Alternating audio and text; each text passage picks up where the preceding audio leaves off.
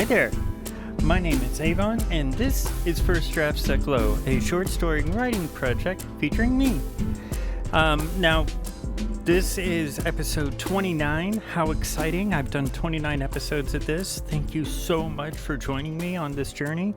I will be doing one more episode and then taking a bit of time off. I figure 15 episodes in a row of this kind of project is about my limit. So, yeah. I just need to recoup, work on some other projects, and, just not suffer in this heat, because I'm not sure if you can tell, but my hair is a little bit wet still, and I showered like 2.5 hours ago, and I am not about to use a blow dryer because you can, no, so, I know I'm pretty adorable though, so. Okay, that was a cute pose for you. If you're not watching this on video and you're just listening on audio podcast, you can also find this show, First Draftsthatglow, at YouTube. And if you're watching it on YouTube, you can just download it as an audio podcast. It's available on all the popular podcasting thingamahoochits. Now, before I totally get started, I do need to do, some admin. Nobody sponsors this show, so I'm just going to do an ad read real quick, which isn't an ad read because I do everything, improvisationally here. I designed two hardbound journals. I don't know if I'll redesign them as softback because I really like the fact that they're hardback and they're not small. And they're both using aperiodic monotile patterns. The non-binary one is using Spectre. The trans one is using Hat. And, you STEM kids, There are dots inside on each page. There's date, day of the week, and time. So it easy reference.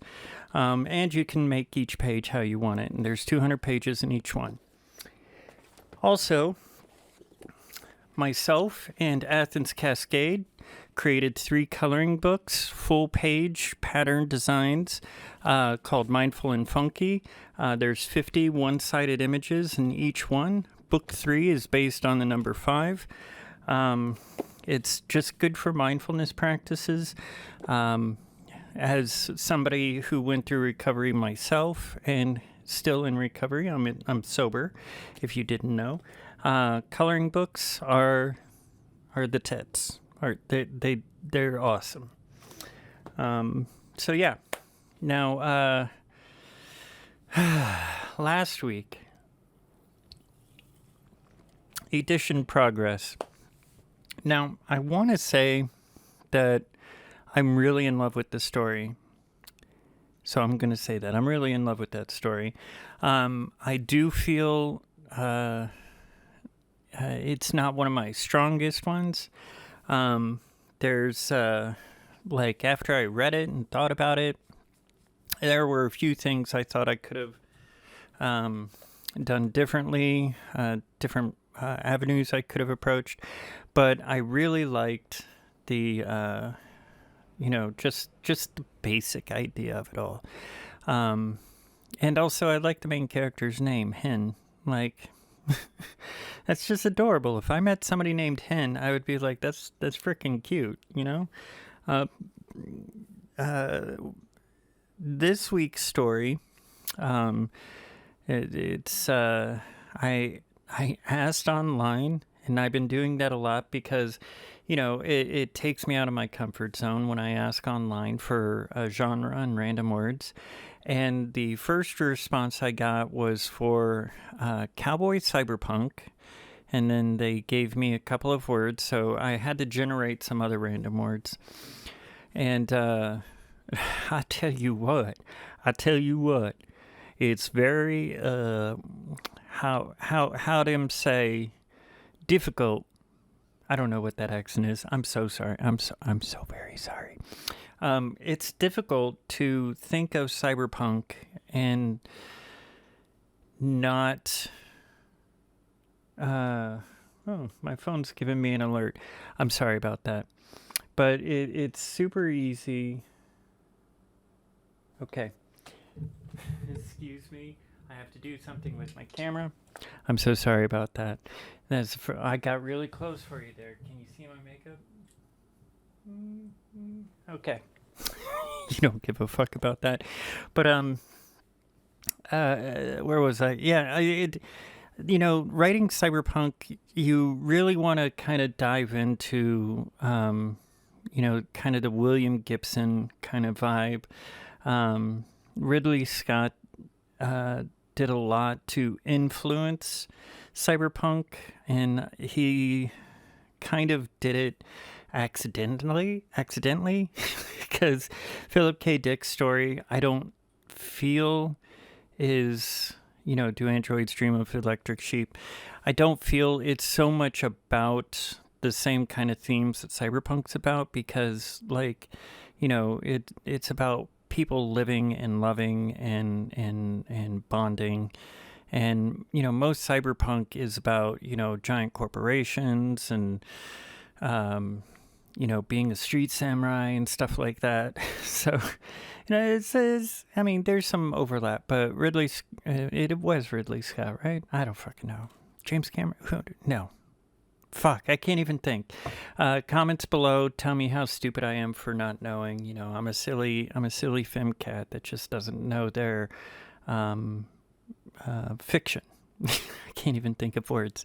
But I got really into the world building, and then I was like, oh shit, I need to write a story. And I thought I knew where I was taking the story when I had the main character interact with some of the other characters. I'm not trying to give anything up right now, but when there was a huge chunk of dialogue, I felt that I knew where it was going. And then as I reached the end, I was like, this is... The idea I had was bigger than the time I had allotted and the space that I have allotted for, these stories. So this one I'm definitely going to do some work on as a more polished story, as a more perfected story. And I started, but I never finished. I started on reworking my first draftsthatglow, The Last Vampire, because I'm still in love with that concept. And then there's another one, For Trust and Change. Those two definites. There's a few others that I'm thinking about diving back into. There's a tragedy story. There's a horror story. There's a noir story. And I'm thinking publish it as an anthology. I might even do an audio thing on it. Somebody told me I should do a Patreon and make it available on there. I don't know. Who knows? I could definitely use some money. But couldn't we all? Right?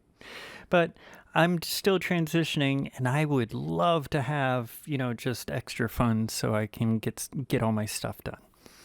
But thank you for coming anyways. Thank you for watching. Thank you for liking and sharing, because that shows you love me, and I love you so very much. And yeah. So I'm going to put on my dirty glasses and be very unprofessional and clean them while I'm talking to you. So yeah, this story is cyberpunk. There is a bit of cowboy in there, and I kind of cheated, by the setting. But the idea, I think I even changed the name of the corporation halfway through. So if that happens, I'm sorry. But that is why we're here. I write these in one shot. I don't go back. I don't do any heavy editing. I don't do any rewrites or anything like that. What I'm reading to you is what I wrote in that one sitting, and it pushes me hard, because, sometimes I lose the plot. Sometimes I lose direction. Sometimes I lose focus. And, suffering from, fatigue, and, just,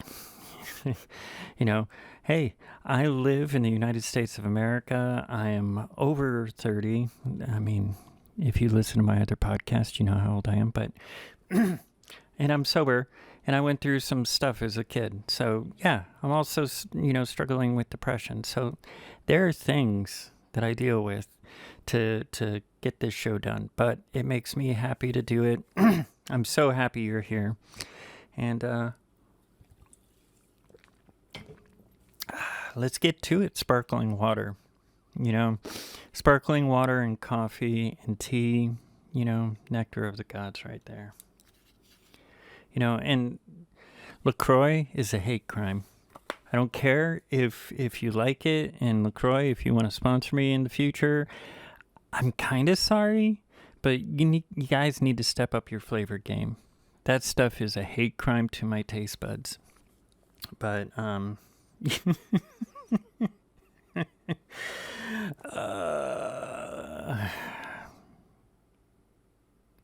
this is why you come and listen to my show, right?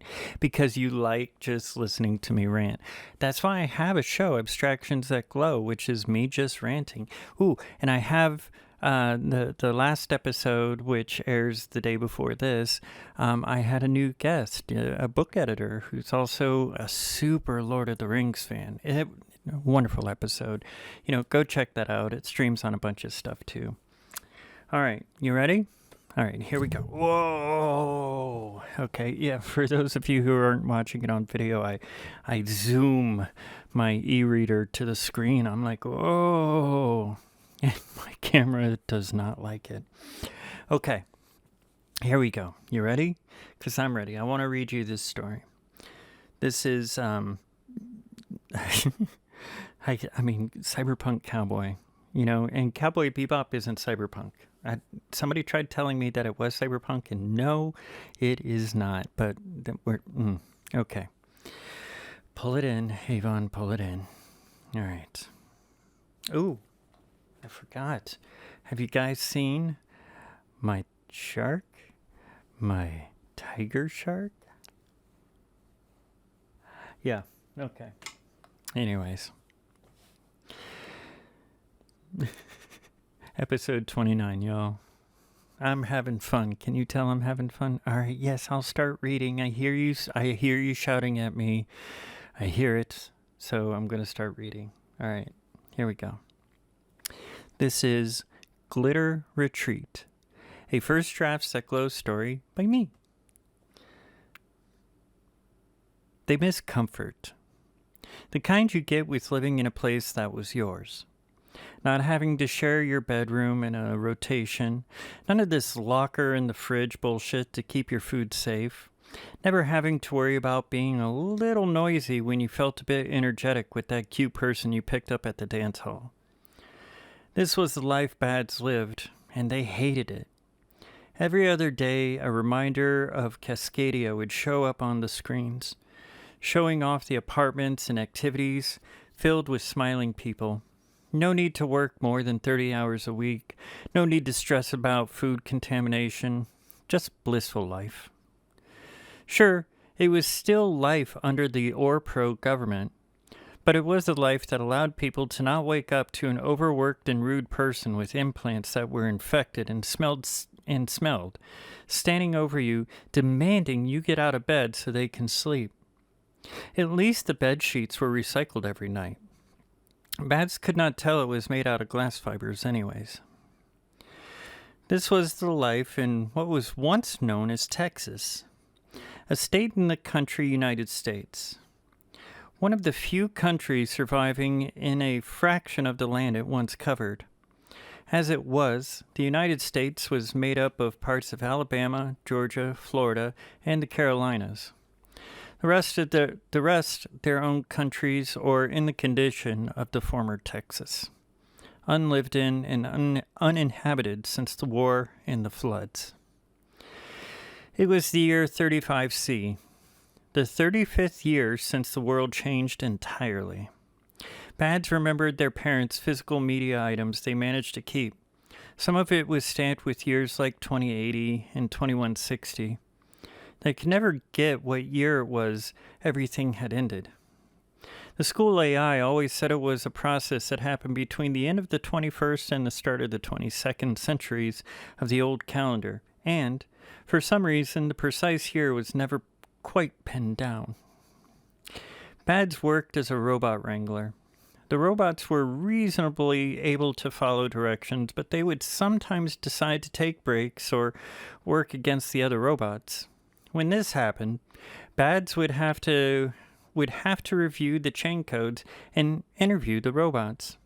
Sometimes they could convince the robots to edit the software themselves and send the update out.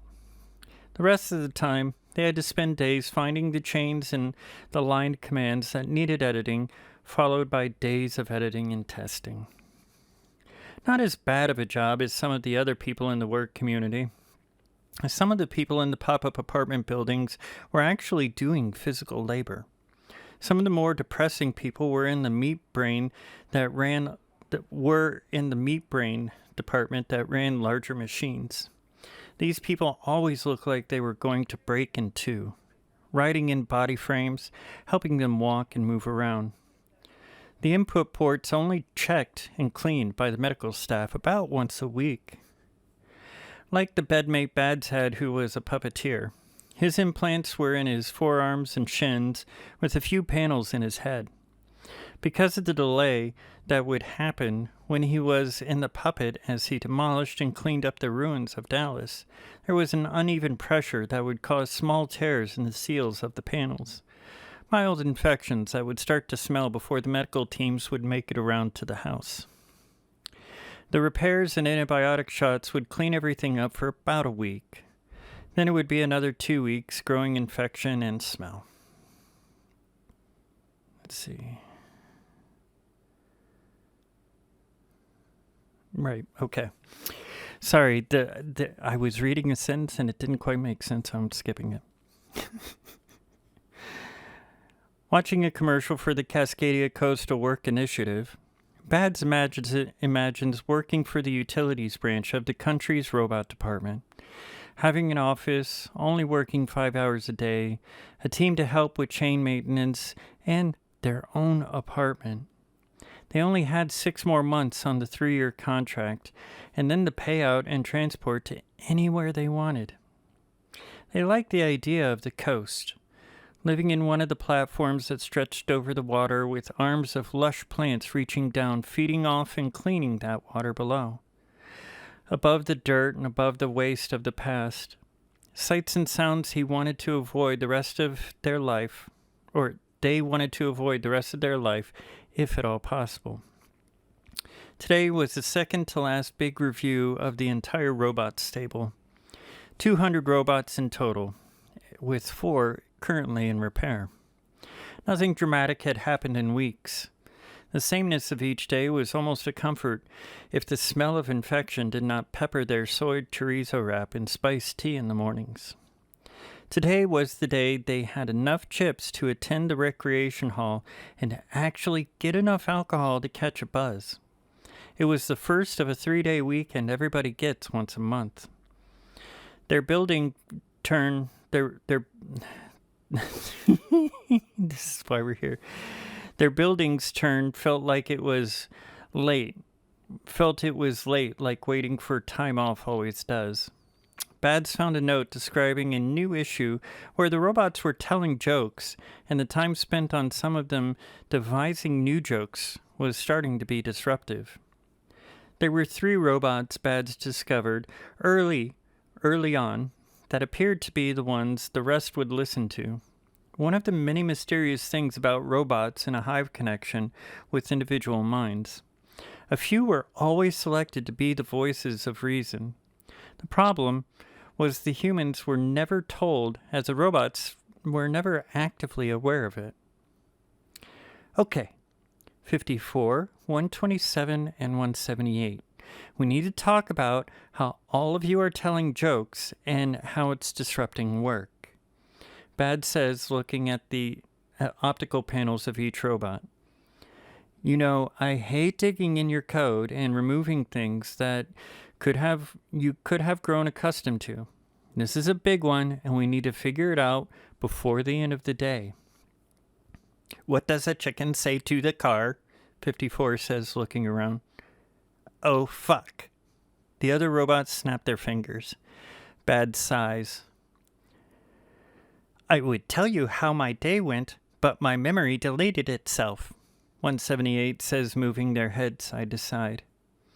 The other robots snap their fingers. Badtz holds up their hands. Okay, guys, those are terrible to my ears. 127 leans in. Then tell us a good one. Sigh. Okay. Badtz looks around the room, glancing at a rust seam in the wall. Why did the robot fail his exam? The robots look at each other with the melodic. The robots look at each other with the melodic tones they spoke with ringing out. After a moment, 127 asks, "Why?" He was a bit rusty, Badtz says flatly. 54 holds its hands in front of its face, emitting an "oh damn." The others snap their fingers. Okay, can we find a way to work and not joke while on the clock? It is really not something the corporation wants to see the robots in the workforce in the waste doing. The robots sit back, looking slightly up. 178 looks at Badtz first. We think we want to keep this aspect of our programming. We understand it is a disruption. What could we do to not make it disruptive? Well, if all of you could limit jokes to one every 5 minutes and reaction time to seconds, or maybe internalize the reaction, it would not be seen as a disruptive element and fall in with the margins we already have for you. Badtz watches the robot's body language. These robots were the most advanced and expressive they had worked with, and it made their job so much easier. You already have the whole night in the barn to charge and clean. You're free to tell jokes there. After a few rounds of buzzing, Badtz could tell they were all excited. 127 leans in. We never thought about joking while doing maintenance. That is genius. Excellent, Badtz says, reaching out their hand. So we agree, and you will get the others to conform? They each shake Badtz' hand, nodding, saying goodbye in various languages. Back at the showers, Badtz was excited. A short working day, chips to get drinks, and possibly even the courage to talk to another human. The line of shower heads down the center of the hall made a near musical sound of rain that everyone enjoyed. Some of the aluminum stools and shallow pools had people just sitting with their eyes closed, relaxing, and the only place in old Dallas that did not smell of rot, mold, and waste. The smell of mint, various flowers, and sweet musks of soaps and perfumes was most welcome to all. The drying tunnel was also another popular hangout spot for those that missed clean heat and were desperate for a sauna. The lockers everyone had were just large enough to walk into. Some packed them so full they would not have room to close the door behind them when they got inside, as far as they could. Badtz had one wall full of clothing and bits of mementos. The narrow wall opposite the door had a self-lighting mirror with a small shelf for makeup. They liked to flash on some eyeshadow and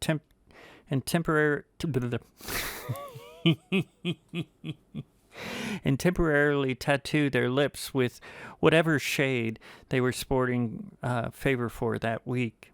This week it was orange with a hint of red splatter.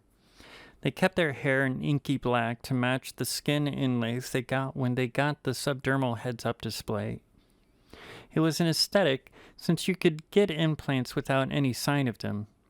Badtz liked the silicone textured accent, gave them less of a need to add blush. The outfit they picked out was a skin-tight blank top with no sleeves and a sleeve that helped make their neck appear longer. Tight shorts and boots designed to look like something their great-great-grandmother had worn in her photo images their mom had. Thick soles making Badtz 16 centimeters taller than their already modest 1.72 meters. They liked a slight boost in height. They scrolled through a number of patterns for the top and shorts, settling on a denim texture for the shorts and a deep fire orange for the top. They decided a citrus dermal scent and started out for the dance hall. The layout of the camp was an equal-armed cross. At each end of the roads was one of the recreation centers and one hospital. The center had the apartment buildings with a shop in each corner. The robot storage was in the quarter Badtz building was on. The other 3 quarter spaces had a farm area, sports field, and an area with trees and a small lake at the end of the street. At the end of the street, Badtz was the dance hall. See, all this world building. The evening billowing of dust was pelting the mesh canopy over the entire camp. It sounded less like rain and more like metal scraping across rock. It was unnerving the first few weeks for everyone.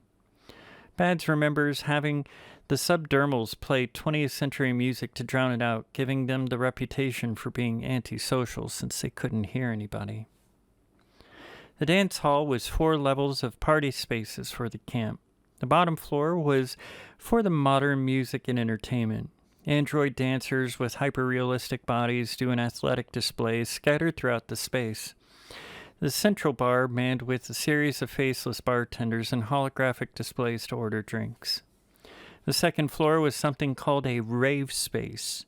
Beats and melodies blended into one long, endless song, with neon lights and most of the space an open dance floor. The bar on one wall manned with 3 robots with exaggerated faces ready to ask if you wanted drugs, water, or fruit. The third floor was sectioned off into small rooms that fit 10 people each. Sex parties, karaoke, birthdays, and more. Whatever you wanted as long as you reserved the space and the group had the chips required. Robots that looked like the workbots, but with nicer shells walking the space like ants, making sure the needs of the people were met at all times. The 4th floor was where Badtz felt most at home. Live music, places to sit, classic drinks, and the lighting and mood felt less demanding. Badtz loved the music their mom had in the family library. They especially loved the music of the punk bands of the 1970s and of the Common Era. Something imperfect and human about that music. Badtz felt it was the last era of music that was truly human. After that, the music seemed to rely too much on refining the song through mathematical requirements. They did think the proton-photon movement of the 2040s Common Era was trying to recapture that, but fell slightly short. Tonight, a live band doing versions of songs from 2-dimensional movies. Badtz knew a few of the songs, one about being pretty in pink, and another about not needing a hero. The night quickly became a blur. After 3 drinks, the bartender said was an authentic reproduction of an alcohol called spiced rum, Badtz was in a new headspace. The heads-up display was showing the name of the woman and her partner as they talked to Badtz. For some reason, they could not read the names, and everything they said to them was sounding like a wave of static and barking. Not long after, Badtz was dancing with a man with deep brown skin and a smooth voice. Neither of them seemed to feel talking was required, as the man led Badtz to a booth in one of the darker corners of the space. They sat and began kissing and letting their hands talk, expressing some interests. After a few waves of intense thoughts, Badtz scoots back.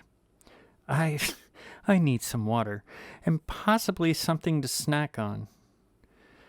Crisps, protein, or fruit? The man says with a big smile. I think I need crisps, please. Vinegar and salt, knowing this would make for an interesting smelling mouth. Wait, that's a bit too smelly, right? I love those crisps. I'll get some oranges as well. Badtz pulls out 3 chips. That's okay, just the crisps and some water. Oh, I got this. Keep your chips. I have plenty. The man slips out from the booth after kissing Badtz. Watching the man, Badtz smiles, calls up a mirror from the table, checking the state of their face. They have the mirror take a picture for them before sending it back into the table. My goodness. I like they have crisps that are vacuum sealed from Quebec. Potatoes don't seem to grow properly anywhere else on this side of the planet. The man slides back into the booth, setting down bags of crisps and bags of crisps and 4 oranges before setting down 4 bottles, 2 of water and 2 labeled as milk stout beer. This must have cost you a month's worth of chips, Badtz blushes. The man leans over, putting his nose right next to Badtz. You're so cute. How do we not meet before tonight? Then kissing Badtz. Gosh, I'm the robot wrangler and I'm not terribly social. I'm only here for about 6 more months and then off to Cascadia. Oh, you've been here 2.5 years? Wow. Now I'm angry at the gods of chaos because I've been here the same length of time and I work with the robots that are in the demolition fields. No shit, Badtz says with a big smile. No shit. Opening a bag of crisps and the waters, handing one to Badtz, leaning his 2 tapped bottles. So, you're the wrangler that likes to work with the robots in place of just re-editing or editing their code? I must say, you're the first one I know of that does that.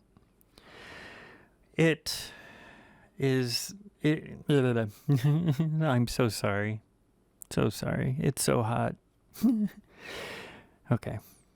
It is that, or they have to relearn whatever was connected to that trait they developed. Remember last year when they all forgot what a hammer was? Laughing, the man wipes his eyes. I was so mad. That set us a few days behind. When I read the report, it made sense, but damn it. Who would have thought them drawing on ruins would connect to hammering so much?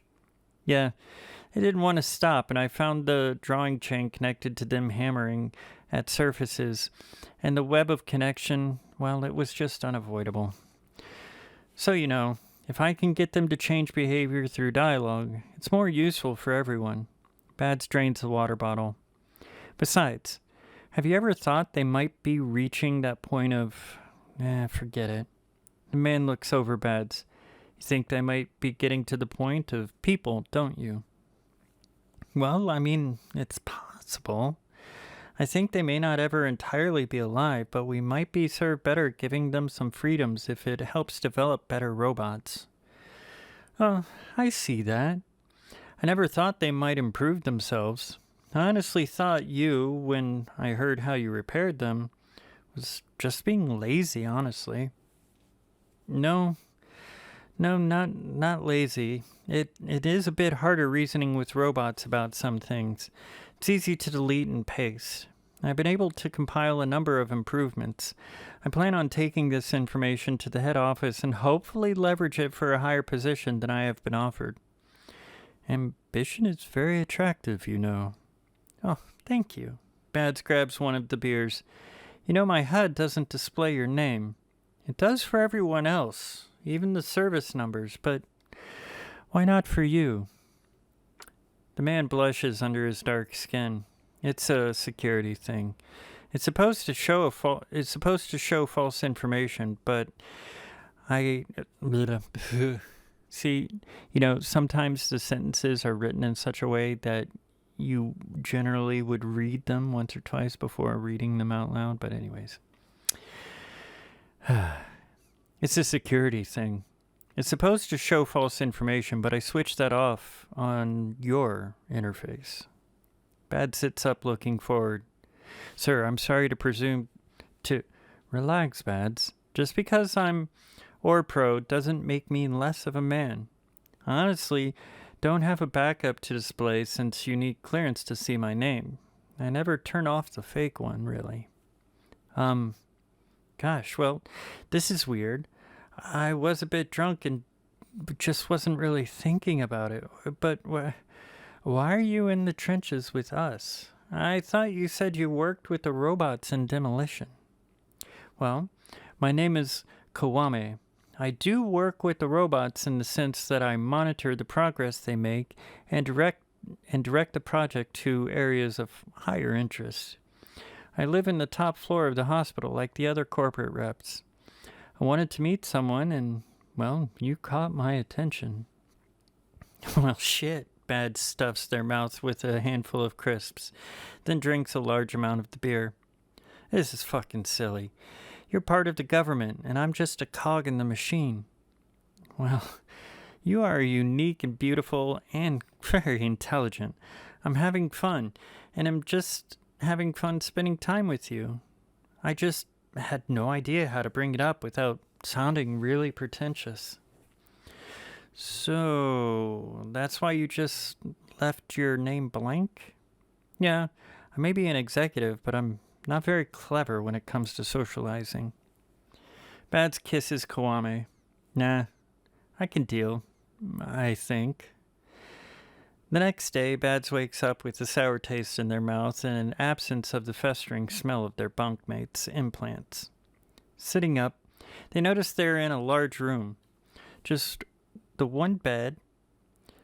They notice they are in a large room. Just the one bed, the wall to the left, nothing but window. The other side of the room behind a counter, Kiwami fussing over a stove. As Badtz gets up, a robot approaches holding hot towel in one hand and a cup of dental rinse in the other. Badtz cleans their face, then pats their body down, swishes the fluid in their mouth, and hands the cup of spit to the robot. It vanishes into a panel opening and closing along the wall. Kiwami turns around with 2 plates containing omelets and toast. The smell of fresh coffee fills the space with an accent of flowers. Smiling, Kiwami motions for Badtz to sit at the counter where one of the plates is. "Do you take any flavor or cream in your coffee?" he says, turning around. A bit of sugar is all." Kiwami sets the mugs down before walking around the counter. Kissing Badtz and then sitting down, says, "I was wondering if you might want to join me in the office today. I want your opinion on something." "Me?" "Yeah, why not? I checked you are on your first day of your weekend. So, unless you have other plans, I'd like to spend some of that time with you." "Sure, I guess." After eating, showering, and a few activities, they leave the apartment. Kiwami leads Badtz to a blank space on the wall. It opens, revealing an elevator.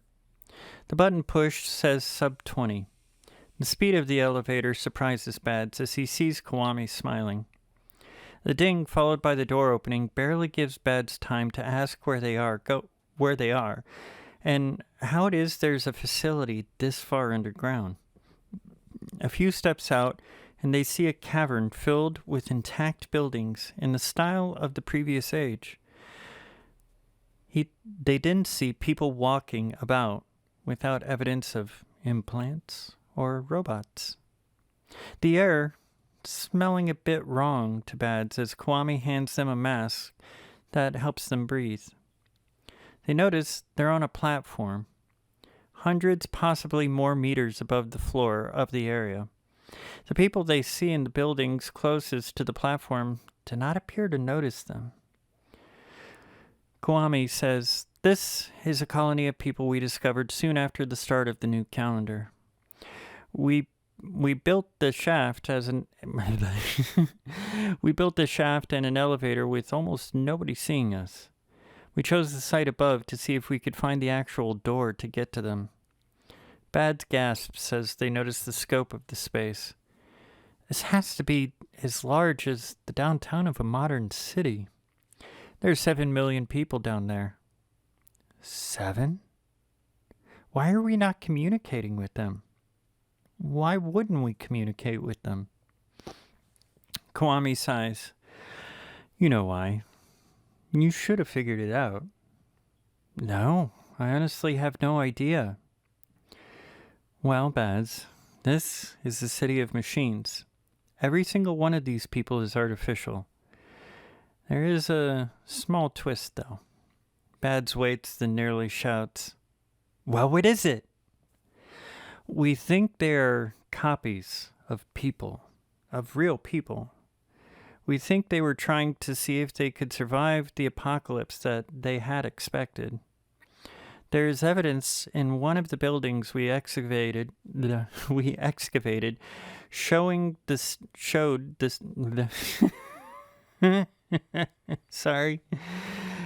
staff was caught off guard by the destruction. Nobody else knew about it.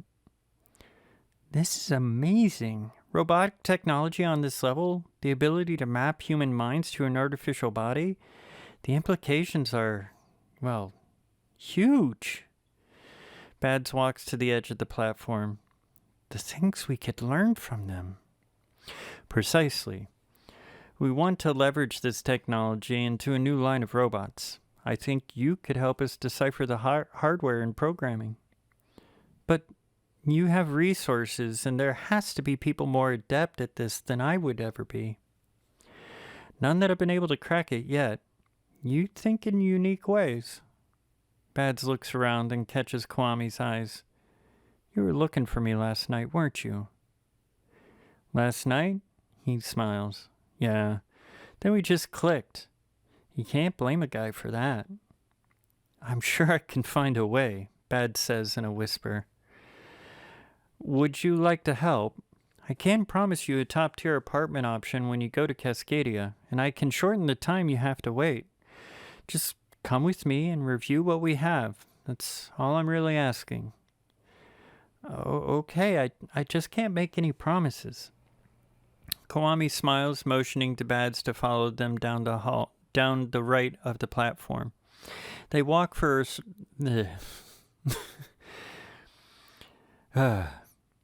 After a while, the clear material of the platform... Nope.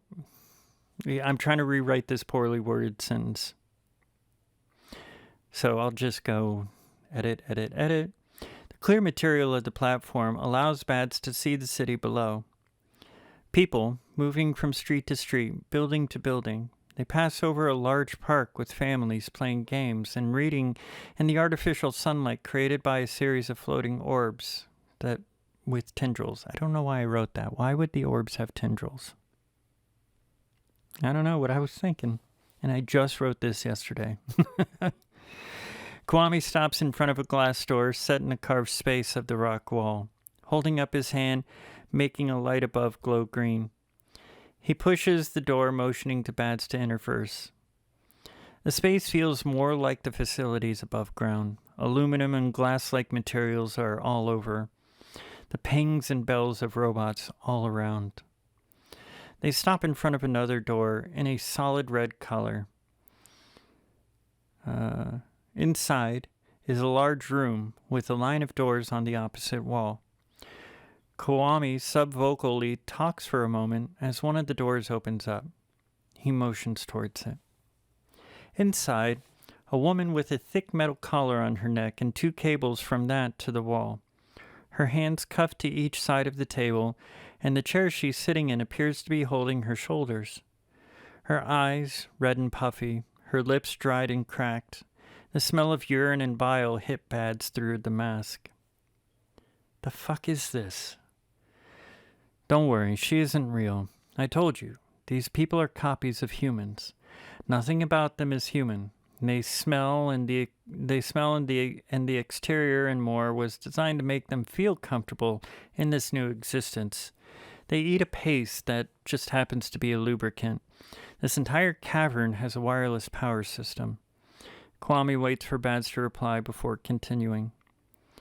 We have talked to this one for months. It demands to be released, and each time we make it aware that it's a machine, it forgets everything we talked about up to that point. We're not sure if this is intended or what is happening. We can't figure that out. Cutting one open only shows a brain system made from a gel and various rare minerals, and nothing else we can actually map or determine. This is inhuman, Badtz says, stepping back, bumping into the door they did not notice had closed. You said you would look. I need you to interact and try or... Well, I like you, Badtz. Don't make me make hard decisions. Badtz stops themselves from talking as the implications fill their mind. They look around the room, seeing it being carved from stone. One vent and a camera in the center of the ceiling, and light strips embedded in the grooves in various patterns. Okay, leave us alone. I might be able to get more out of it alone. I also want her restraints to be undone. No, they've proven violent, Kwame says fast. Hey, it's my skin at risk, not yours. Fine. Kwame snaps his fingers as the door opens and the restraints disconnect from cables and the chair releases the woman's shoulders. Badtz moves towards the table slowly, sitting down. The blank state of the woman starts to fill with awareness. Who are you? She says after Badtz sits. My name is Badtz, and I've been asked to talk with you. I want to go home, she says. We can make that happen, I'm sure. I just need to talk for a while. How do you feel? Angry, thirsty, hungry, angry. I'm angry as well. I was brought here under false pretense, and now I'm stuck like you are. Do you know where you are? Badtz tries to keep their voice soft and even. Well, I'm in a room I've never seen with a weird girl from some stupid convention cosplay. I have something on my neck and what I think are handcuffs on my wrists. Let me go home now. Well, Badtz says, I'm not... Well, that is to say my pronouns are they, them, and girl doesn't even start to describe me properly. I have no idea what cosplay is. If you're here, you are here because my people are afraid of you, I think. The woman looks around, then squints at Badtz. She tries to compose herself as her face turns redder. Listen, bitch. Whatever game this is, I'm not interested. I did not sign up for whatever reality show this is, and if you kidnap me for something gross, I promise you, I bite. Okay, let me know you... Okay, let me know you are thinking clearly, then. Huffing, the woman rolls her eyes back. I am fine, you bitch. Okay, sure. Tell me, what year is it? The woman says, year? It's fucking 2098 and it's August. I live in the city of Dallas and I was born in Kalamazoo, Michigan. I'm 39 and I have 2 kids and a husband. Last I checked, it was a Monday. The sideways head tilt and wide eyes ended her info dump. Okay, well, what's your name? Badtz says. Angie Frank. What kind of fucking name is Badtz anyways? It's a family name as far as I know, Badtz says. Well, it's stupid, the woman barks back. Badtz looks up to the camera. Well, fine. Let me tell you some facts. The year is 35C. It is a new calendar. We think it's about 100 years after what you think it is. Time being relative and all, you know. You're still in Dallas, Texas, but you're underground. You and your community have remained hidden for decades. Laughing loudly, the woman chokes slightly on her own breath. Okay, that is delusional. You must be on some kind of hard drugs or something. You told me where you were born. Tell me about that. No. Why not? I'm stuck here like you. We might as well talk, Badtz says. No. Okay.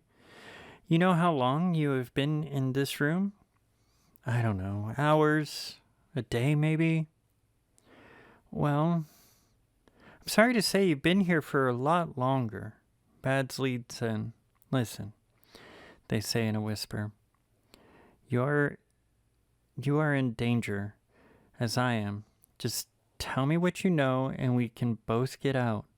Leaning forward herself, the woman whispers, I'd rather eat shit from a dog's ass than tell you anything. Badtz sits back. Their HUD shows a message for Kwame.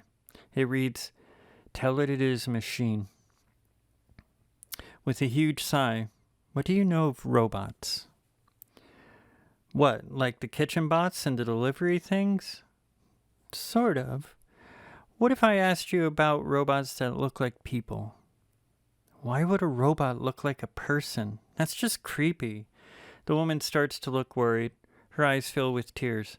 Why would anyone make a robot that looks like a person? Well, what if they did?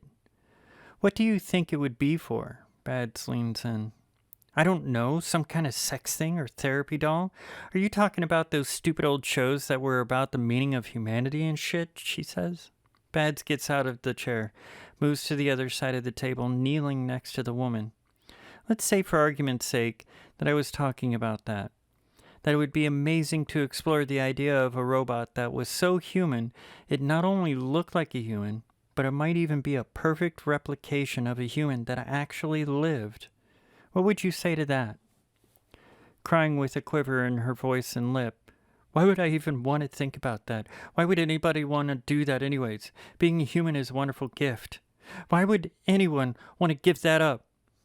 Let's say that nobody gave it up, that they might have made a copy to see if it would be a viable way to preserve themselves in the face of almost guaranteed destruction. I would, Angie begins thrashing,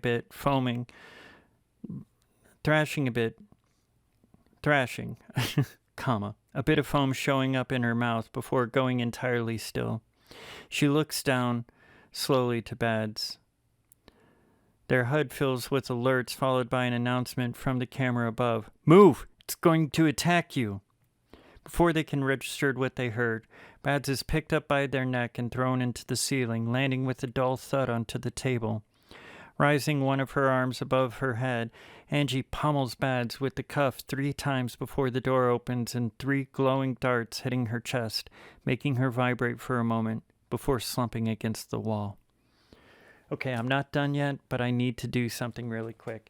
I'm so sorry. You're going to see a nice little picture here.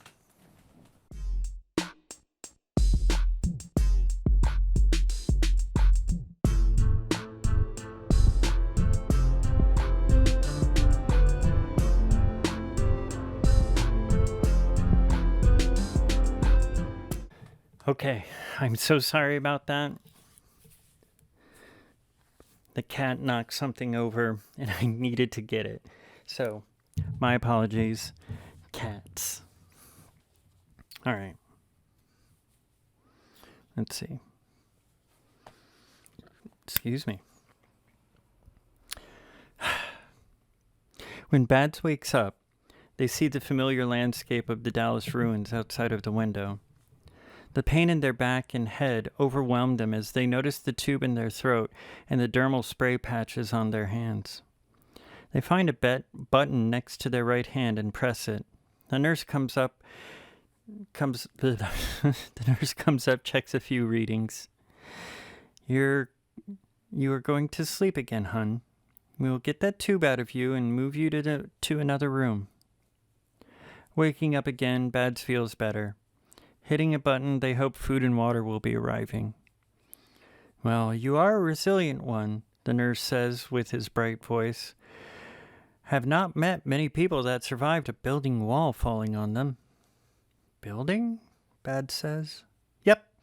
You were brought in 3 days ago. A robot brought you in from the demolition zone. Robot? Badtz tries to make sense of words. All they know is hunger and thirst. Hungry.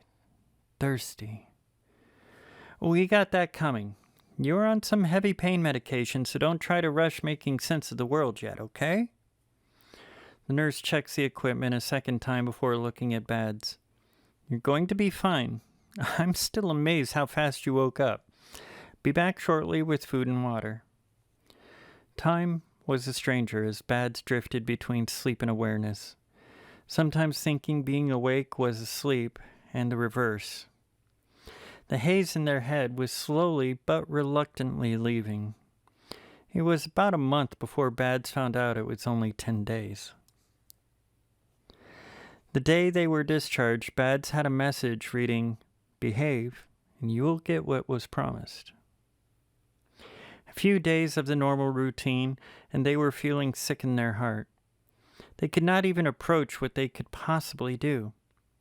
That same day, a report of another issue with robots and the usual suspects. 54, 127, and 178 were brought in. On their way to meet with the robots, Badtz made a detour to their locker. Took them a while to do what they needed, but it was worth it. and they were sure it would work. In the room with the robots, Badtz figured out what was wrong quickly. Well, what kind of freak is given a prime number designation? 54 was yelling at 127. Yeah, not divisible by anything but a lousy 1. What a fucking joke, 178 adds. Both of you are 1 digit away from prime yourselves. You could have been given the superior numbering entirely by chance. I got it because I'm one of the best, 127 announces, putting their hands and fists on their waist. Okay, guys, sit down, Badtz orders. As they sit, they sling more insults at one another, elbowing like kids. Stop it now, all of you, Badtz raising their voice. The robots stop, sit properly straight, and look forward. Great. Now, what is all of this? 54? Well, see, 127 here is a prime number, and the prime numbered units are starting to act like shits about being superior, and the rest of us think they are useless trash cans, and 127 stands up. Oh, it is you. It is on you basic numbered. Oh, I can't even read. Oh my God. 127 stands up. Oh, it is on you basic numbered toaster. Sit down now, or this is over and I reboot all of you to factory. 178 meekly says, the prime started it. Badtz slams the table. I said that was it. Now, please, without resorting to whatever you're playing at, tell me what is going on. 54 raises their hand as Badtz nods. Well, it started while you were gone. Some of the others were wondering why you always talk to us and why only one of us were prime numbered. So we all started talking and the argument started. It sort of got out of hand, but we kept it in machine language until yesterday. 178 raises their hand, waiting for Badtz to nod. I figured it was some kind of hive thing, and if you convinced us it would disseminate to others, but the primes thought it was unfair that 127 turned their head. It is unfair. The two of you always push me to agree, and Gamma voice Gamma 127 silent, Badtz says flatly. 127 offers the middle finger to 178 and then to Badtz. Listen, 127, I've never done that before because you guys are pretty great. It will activate your voice again if you promise to behave. 127 snaps their fingers and nods. Badtz repeats the command, ending it with activate. Okay, guys, here it is. There's nothing special about your numbering. Humans are not really like that when we're keeping track of things. We tend to give special names to people and places, but special numbers is not something we tend to do. 54 shifts in their seat. What about in stories when you give items special names, like Excalibur? Well, that's a whole other subject we're not going to get into today. As it is, I need you to understand that the prime numbered units and the other units, you're all equal. That you three are just the ones I talk to, and it has nothing to do with how special or more important you are or anything. Standing up, Badtz moves around the table, holding out their hand to shake the robot's hands. As they all shake hands, they start to say something, but stop. The robots start to say something, but stop when... I don't know what I'm saying. What I was writing here is when Badtz shakes their hands, the robots are about to say something, but then Badtz winks and the robots don't say anything. Later that night, Badtz lays in bed thinking either their idea would work or it would backfire, and they might find themselves in a cell. Whatever might happen, they were happy they had done it. 2 days went by. Only one robot needed physical repair, and a relay for information distribution needed a battery replaced that was missing for some reason. The third day was when Badtz got a handwritten note delivered to them by Unit 54 as they reported in for a review of the optical array. that happened to be malfunctioning. The note read, "We found it. Sending units in now. We'll retrieve you tonight." That night, Badtz didn't bother worrying about getting perfectly ready for bed, but still went through the motions. As they lay down, they hoped the robots were as clever as they thought them to be. As they fell asleep, they began to wonder if something went wrong. Just before the fall into complete slumber, soft warm hands grabbed their arms as their head was covered. After a few minutes, they were released and the cover taken from their head. Badtz noticed that the cover was one of the drapes used for broken robots. Perfect, they thought to themselves. They were in a robot transport, 54 and 127 at both sides of the cab, talking to the built-in driver. A dozen other robots in the transport with one person Badtz had never seen before sitting across from them.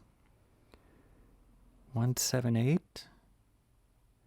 I think so. This is weird for me, but I'm liking it, boss. We found the conversion center and the tunnel. When you told us what we were looking for, we realized we had found it months ago, but the corporation labeled it as off limits, but your orders mattered more to us. How is that possible, 178? We like you, and I think I want to be called Dolly. Well, okay, Dolly. Did you get the robots to get the executives out here? Sure did. We already processed them, and they were talking to their copies. Since we took out the block to know they are robots, things got interesting fast. We sent the robot versions down into the city and gave them the command codes needed to unlock the rest. You guys are amazing Dolly. Thank you, Badtz. That night, Badtz copied themselves into a robot body. The human went back to camp to keep working as if nothing had happened. The robot version of Kiwami was an extra copy.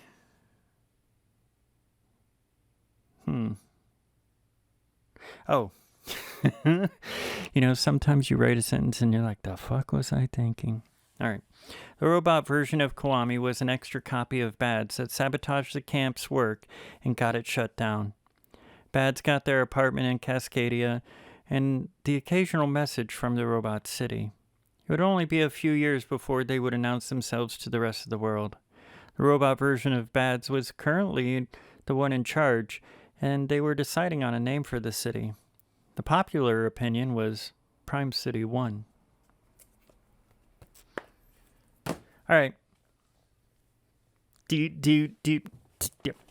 What'd you think? So, this is such a bigger idea than what a short story is got room for. As I was wrapping it up, because the format of the show is I sit down with the prompts and I write, and the idea is to have a beginning and an end before I stop writing, and I will write anywhere between 5 to 7 hours, and sometimes due to exhaustion or hunger or whatever, sometimes I have to take a break and that cuts into the time. But I do try to average out about 6 hours every time I write. And if I don't feel like I'm going to end the story in sufficient time, I have to find a way to do that. And that kind of quick internal editing without having a second or third draft leads to what just happened there. Now, this is a solid story idea. This is a solid story. But I could do a lot more work with Kiwami, Badtz, and the working robots and the robots in the city. There could be more drama there. This could actually be like a full-length novel. I could probably parse it down to its bare parts as a novella, but I think it would make a really good novel. But I still want to keep it in a short story format, so I think I'm going to have to pick and choose what to really focus on when I rework it as part of the short story anthology that I'm developing here. But I hope you really liked it, because I super enjoyed writing a story, naming a character after my favorite Sanrio character, Badtz. And, some people pronounce it different, but, it's Badtz to me, or Badtz. He's a penguin who cross-dresses, and his best friend, Hanamaru, also cross-dresses, and they happen to be a seal, and they're friends with a panda named Pandaba. Like, how could you not like these characters? They're all black and white. Come on. Yeah, so I really enjoyed the concept that I developed here. It was kind of cheating putting the setting in Dallas, since the prompt was cowboy cyberpunk. I could probably do something that's more like Cyberpunk 2077 and just make it more Wild West feeling, like the Nomads or whatever. But I do try to not be derivative. There is influence of Asimov in here. There's some John Varley influence in there. But I do feel that this story is uniquely mine. And of course, I was mentioning Philip K. Dick earlier, the whole, artificial real thing. But I like the idea of a bunch of people working at copying human minds into robots, but not replacing them, just trying to preserve themselves. That's kind of what they were, that's kind of what they said they were doing in the Battlestar Galactica TV show, but for some reason, it was only 7 or 8 of them. I fucking can't remember. 12 of them?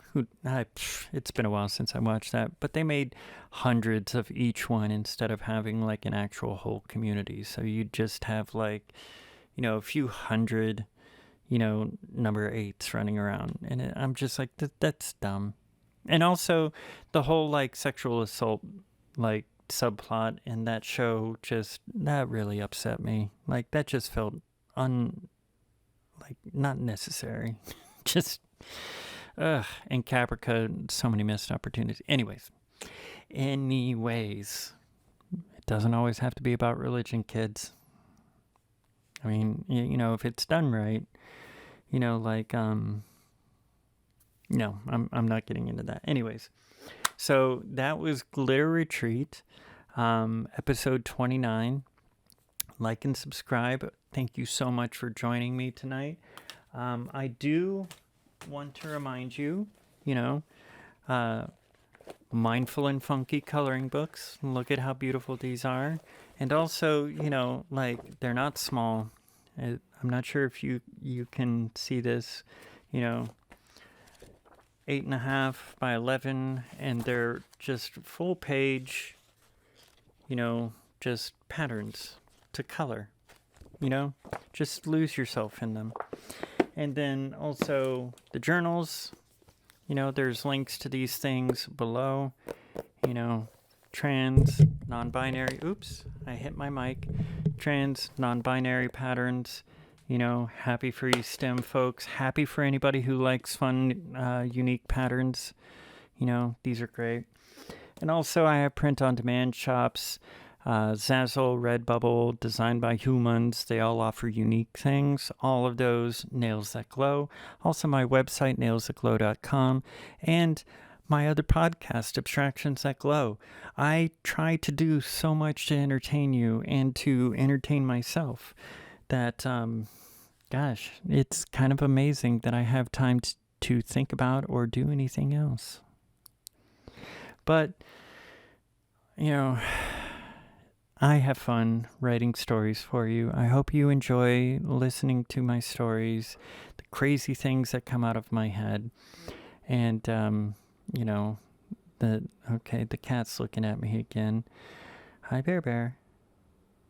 Yeah, there are 2 cats here, and I think Bear Bear's telling me it is time for food. It is a little later than normal that I record, so I can see why he might be a little demanding right now. But anyways, thank you again. Just join me next week. That'll be the last episode for a short while. I'll be releasing all of the old episodes on podcast, audio-only format, and I'll be writing some other stuff. So, keep checking back. And, don't forget my blog, nailsthatglow.com. It's nightly posting of, random things that I'm thinking about, often talking about my youth, my sobriety, and there's always, a selfie, And tonight's is going to be a picture of me recording. You'll be hearing this a few days later, but, the day I recorded this, I put a picture of me recording this.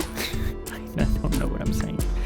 All right, obviously I'm tired and I need to turn on the AC. It just makes too much noise when I record, but, I want you to remember that I love you.